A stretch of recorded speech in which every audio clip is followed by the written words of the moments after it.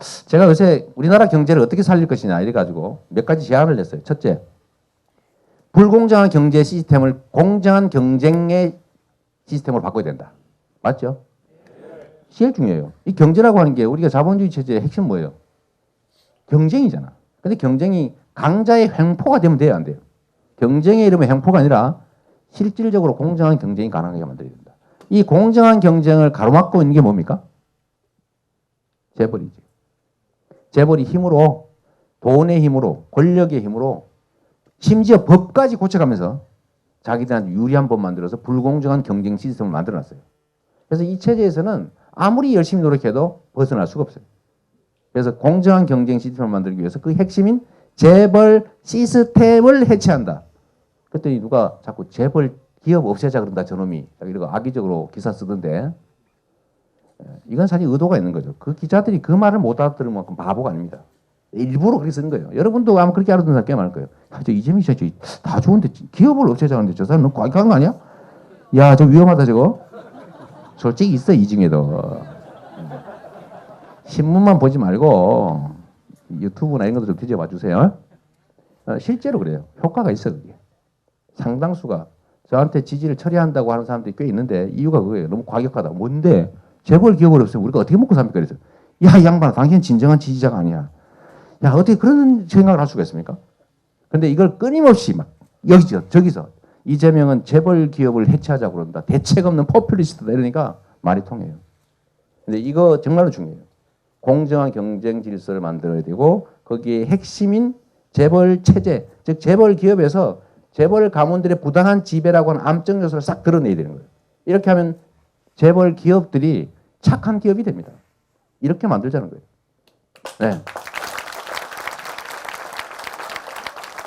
그래야 중소기업도 살아요. 중소기업이 살아야 일자리가 생깁니다. 재벌 대기업들은 일자리 별로 안 만들어요. 돈 아무리 벌어도 일자리가 안 생겨요. 중소기업은 일자리가 엄청나게 생기죠. 두 번째 뭘 해야 되냐면 노동을 강화해야 된다.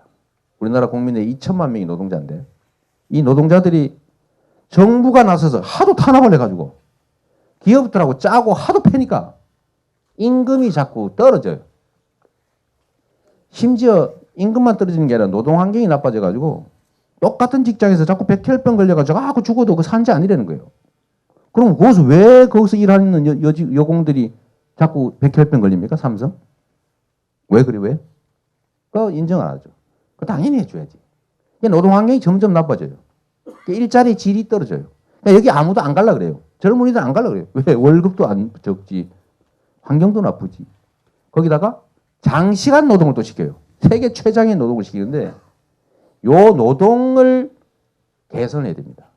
즉 노조도 좀 많이 만들게 하고 부당 노동 행위 못하게 하고 노동자 탄압하는 사업주들 진짜 혼내고 정부가 나서서 노동을 탄압하는 게 아니라 노동을 지원하는 방향으로 대대적으로 싹 방향을 바꿔서 근로자들의 임금, 환경을 개선해야 좋은 일자리가 늘어납니다.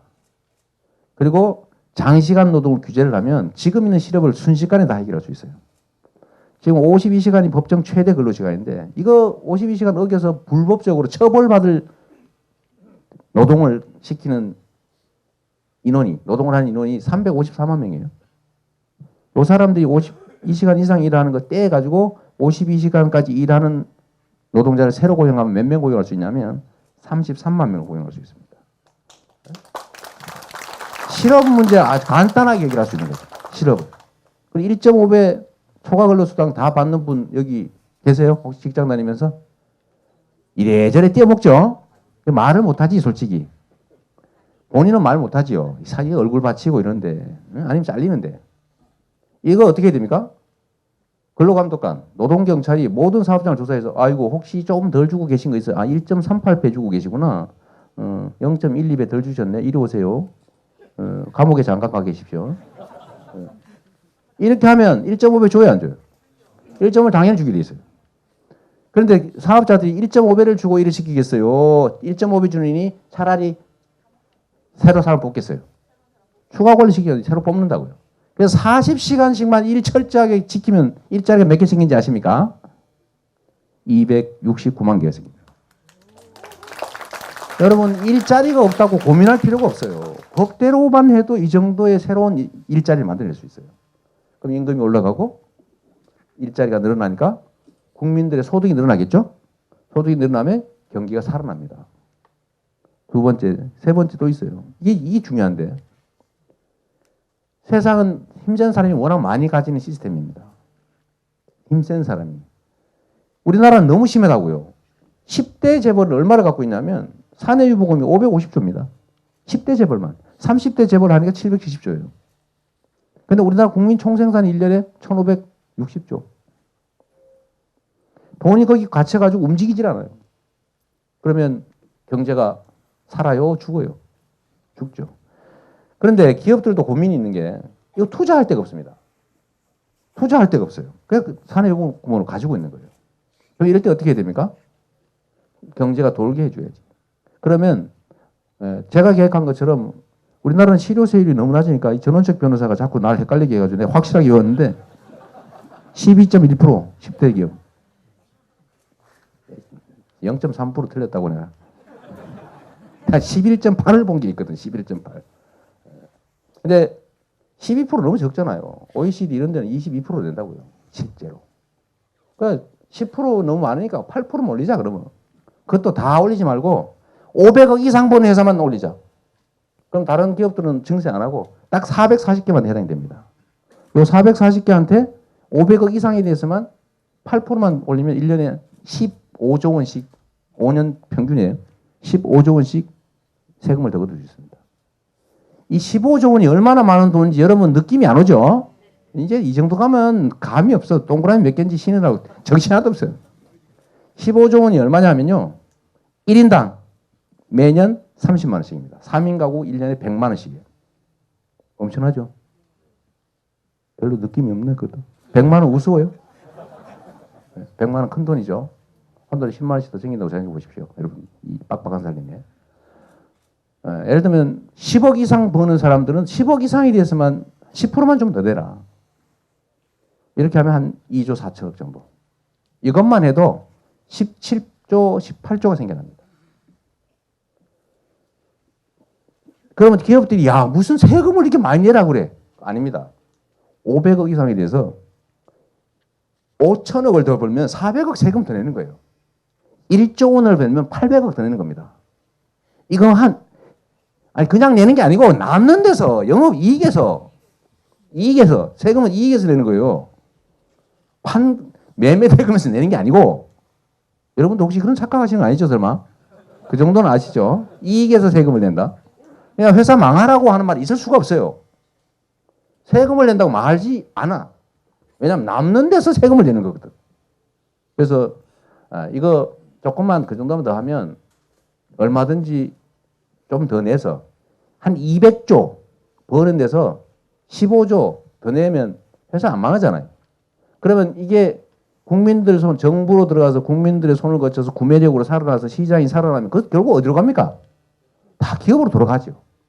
이게 바로 정부가 하는 일이에요. 그래서 우리가 증세 좀 하자. 이때까지 감세 너무 많이 줬다. 그것도 부자 감세를 해줬어요. 꼭 담배값을 올려. 네? 왜 담배값을 왜 올리는 거예요? 담배 못 피게 해가지고 건강을 지켜주시려고? 담배 끊은 사람 거의 없습니다. 담배는 그렇게 해서 끊어지는 게 아니에요. 담배가 비싸다고 10,000원 해봐. 돈 훔쳐서라도 삽힙니다. 아니 환경을 없애야지 환경을. 네? 이미 중독인데 그게 끊어집니까? 저도 지금 요새도 가끔 피워요. 열받아가지고. 열받는다는 핑계로 피는 거예요. 솔직한 얘기로. 노동 강화, 증세와 복지. 이 세 가지인데 이거 맞는 말이에요? 틀린 말이에요? 네? 그러니까 여러분들 여기 기사에 이재명이 포퓰리스트다, 공짜 좋아한다, 공짜 밥이나 한다 그러면 거기다 댓글이라도 하나 달아주라 이 말이에요. 다 알고 있어요? 네, 맥락 없는 것 같아서 하는 얘기예요.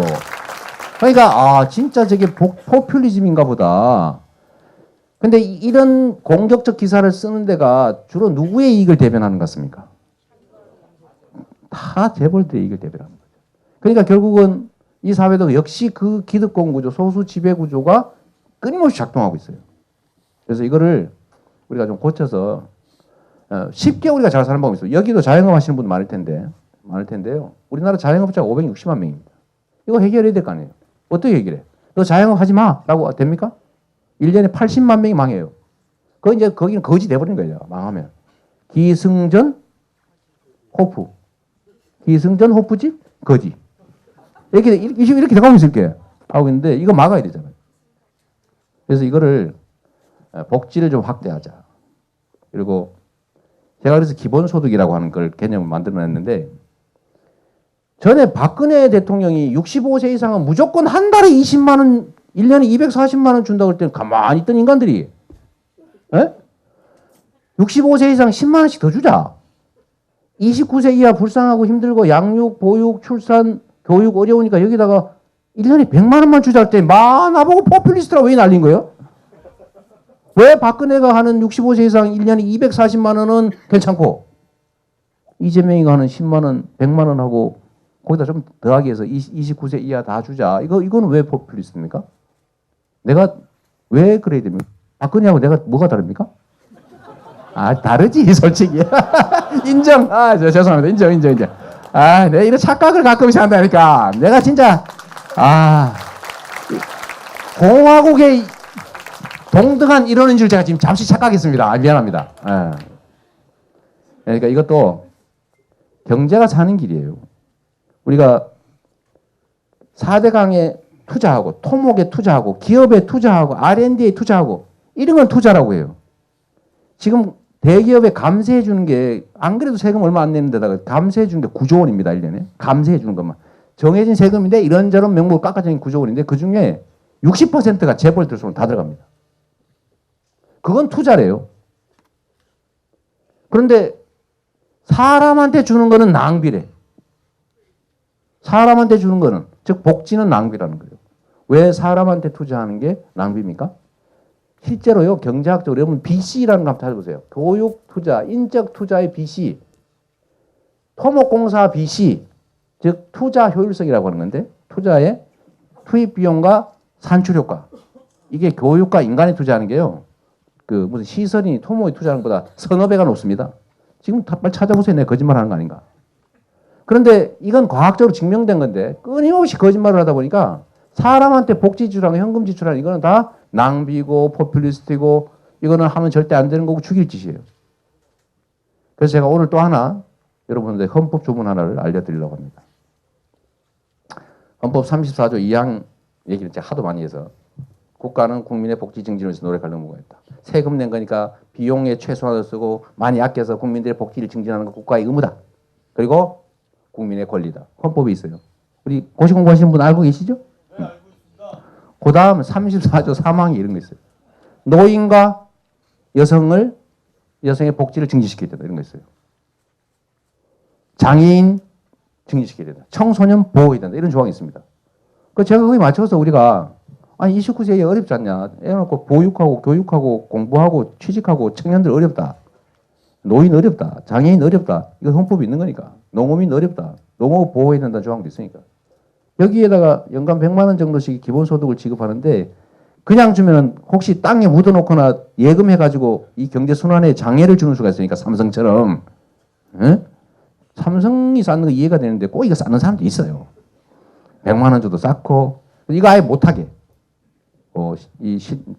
이 관악구에서 받은 돈은 관악구 안에 영세업체에서만 쓰도록 지역화폐로 지급하면 동네 자영업자들 매출이 올라가겠죠. 28조 원, 2,800만 명이 받아서 이 동네에다가 28조 원어치의 지역화폐 상품권으로 동네에 물건을 사기 시작하면 그 동네가 살겠어요, 죽겠어요? 엄청난 돈입니다, 이게. 그럼 강제로 경제 1순환이 일어나요. 이게 바로 경제 성장의 길입니다. 제 말이 틀려요?